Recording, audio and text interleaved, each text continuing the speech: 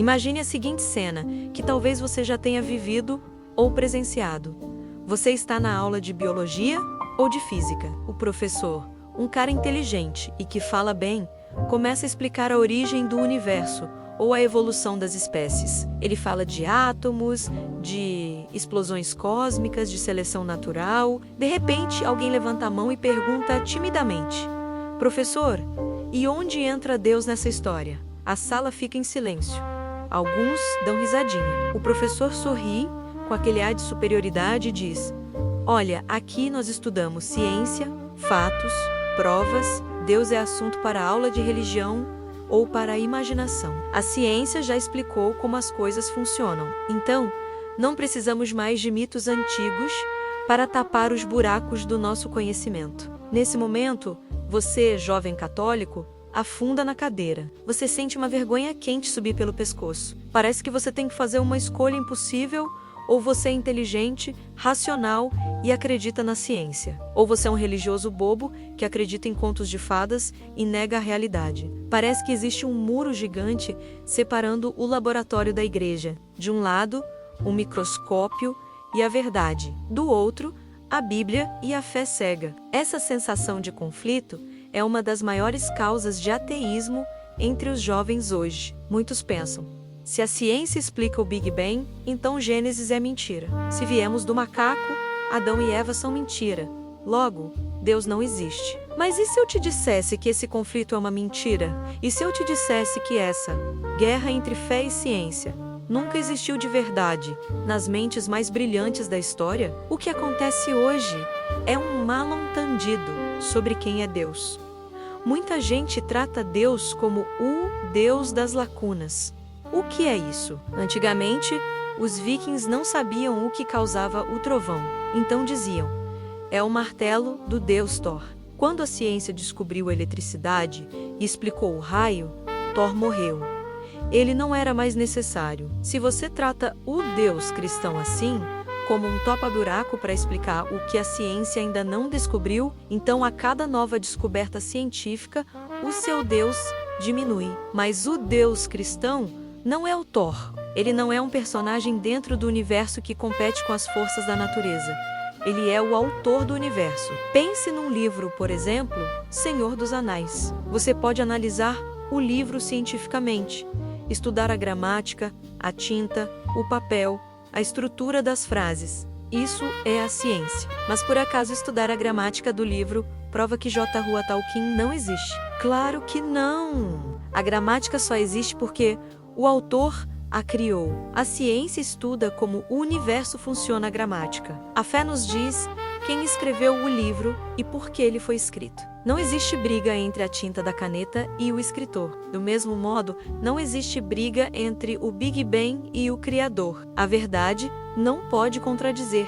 A verdade, se Deus criou o mundo verdade de fé, e se a ciência estuda o mundo verdade da razão, elas são duas asas que nos levam para o mesmo lugar. Se parecer que elas estão brigando, ou a gente entendeu a ciência errado, ou a gente leu a Bíblia errado. Um católico não precisa ter medo da física quântica, da astronomia ou da biologia.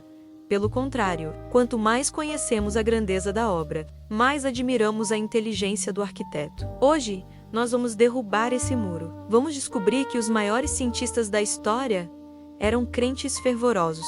Vamos entender que a Bíblia não é um livro de ciências e nem quer ser. E vamos ver que o universo é tão complexo que acreditar que ele surgiu do acaso é matematicamente absurdo. Prepare-se para reconciliar o seu cérebro com o seu coração. Você não precisa deixar o cérebro na porta da igreja. A fé raciocina.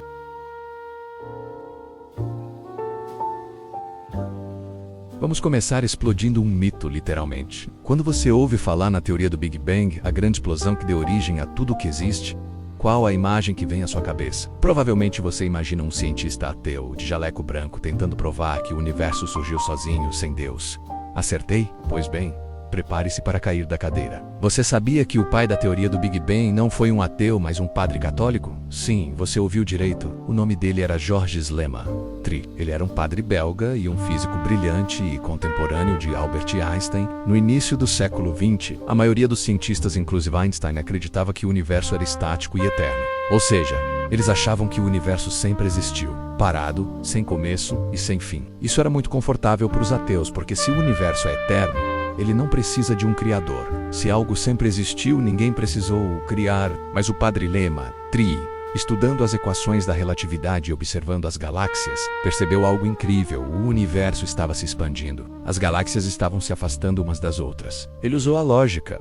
Se o universo está crescendo como um balão que enche, então se a gente voltar o filme para trás, no passado ele era menor. Se voltarmos muito no passado, todo o universo deveria estar concentrado num único ponto minúsculo, denso e quentíssimo. Ele chamou esse ponto de átomo primordial, e que num determinado momento, esse ponto começou a se expandir violentamente, criando o espaço e o tempo. Sabe quem ficou irritado com essa ideia? Os cientistas ateus. Eles odiaram a teoria de Lemaitre. Eles diziam de forma debochada: lá vem esse padre querendo enfiar a religião na física. Essa ideia de que o universo teve um início explosivo parece muito com o faça-se à luz da Bíblia. O termo Big Bang Grande Boom foi inventado por um cientista ateu chamado Fred Hoyle para ridicularizar a ideia do padre como se fosse uma piada. Mas a piada virou verdade. Anos depois, as observações do telescópio Hubble confirmaram: Lemaitre estava certo. O universo teve um começo. Olhem que ironia deliciosa.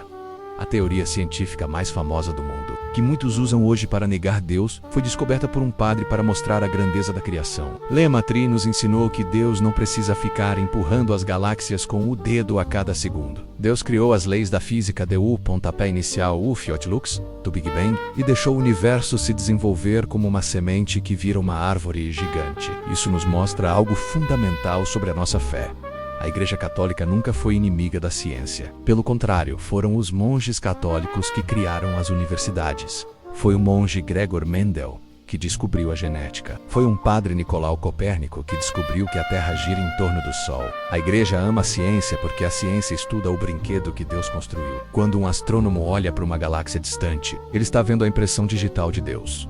O padre Lemaitre dizia que o cientista cristão tem uma vantagem. Ele sabe que o universo tem uma lógica, porque foi criado pelo Logos, a inteligência divina. Portanto, da próxima vez que alguém disser que o Big Bang prova que Deus não existe, você pode sorrir e responder: na verdade, quem descobriu o Big Bang foi um padre enquanto usava batina, e ele rezava a missa todo dia antes de fazer os cálculos. A origem do universo não elimina Deus. Ela aponta para um momento misterioso onde o tempo e o espaço nasceram do nada. E do nada, nada vem menos a menos que alguém chame a existência.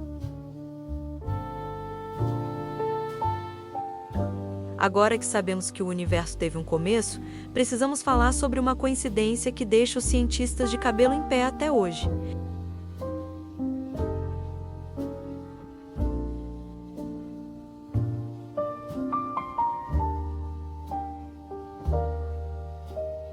Cada botão controla uma lei da física. Um botão controla a força da gravidade, outro controla a força nuclear, outro a velocidade da luz, outro a taxa de expansão do universo. Os físicos descobriram que, para a vida existir, para existirem estrelas, planetas e, finalmente, todos esses botões precisavam estar regulados numa posição exata, com uma precisão absurda. Se você girasse o botão da gravidade 1 milímetro para a direita, o universo teria colapsado num buraco negro logo após o Big Bang. Se girasse 1 milímetro para a esquerda, a matéria teria se espalhado tão rápido que nenhuma estrela teria se formado.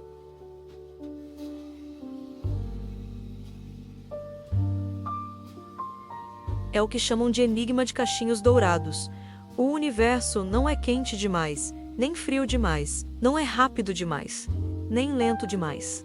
Ele é perfeito para a vida. A probabilidade disso acontecer por puro acaso, numa explosão aleatória, é, matematicamente, zero. Um cientista chamado Roger Penrose calculou essa probabilidade. O número é tão grande que, se fôssemos escrever os zeros, não haveria partículas suficientes no universo para escrever em todas elas. É como se você jogasse uma moeda para cima e ela caísse, cara.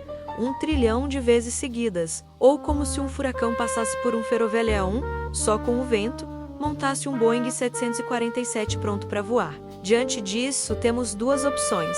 Opção A, tivemos uma sorte cósmica inacreditável. Ganhamos na loteria do universo quintilhões de vezes seguidas.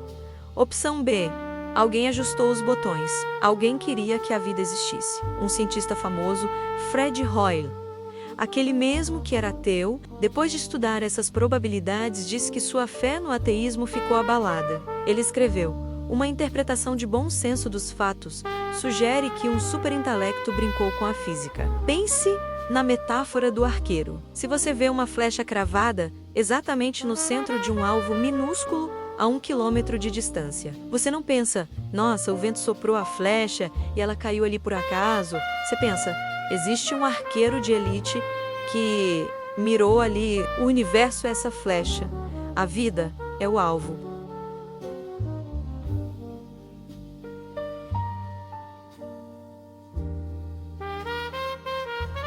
Isso destrói a ideia de que somos um acidente.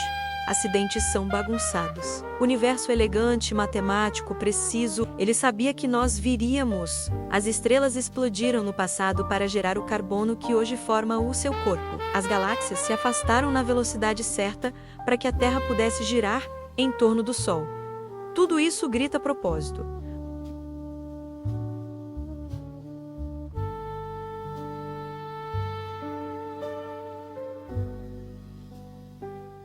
O palco foi montado com perfeição para que o ator principal, o ser humano, pudesse entrar em cena.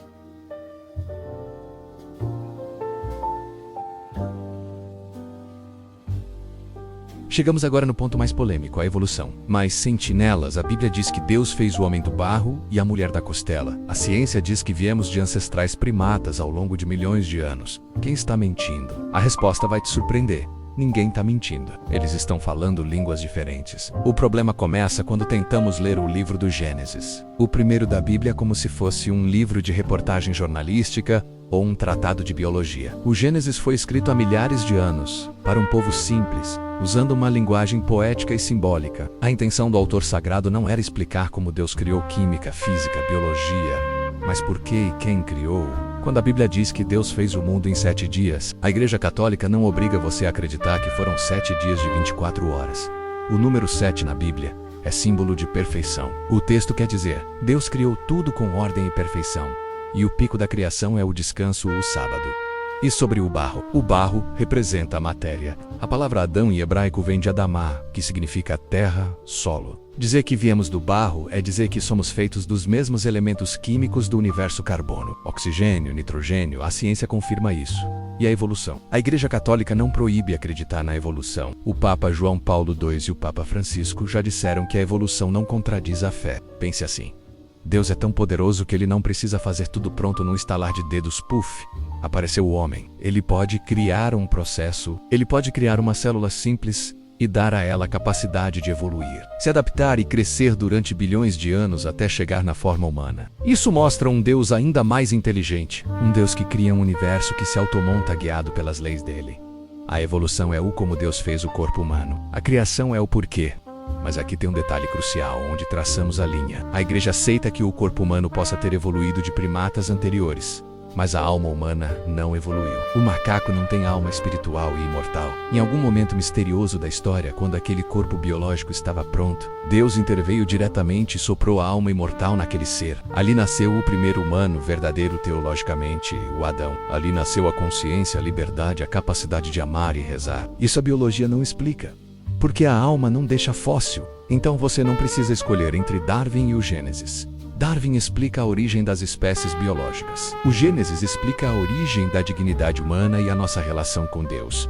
Adão e Eva são nossos primeiros pais reais no sentido de que somos uma família única, criada para o amor, mas que caiu no pecado, o fruto proibido. A verdade do pecado original é que nós humanos temos uma falha moral. Tendemos ao egoísmo, e isso não precisa de fóssil para provar. Basta ler o jornal. A evolução explica o corpo. Deus cria a alma e juntos formam você.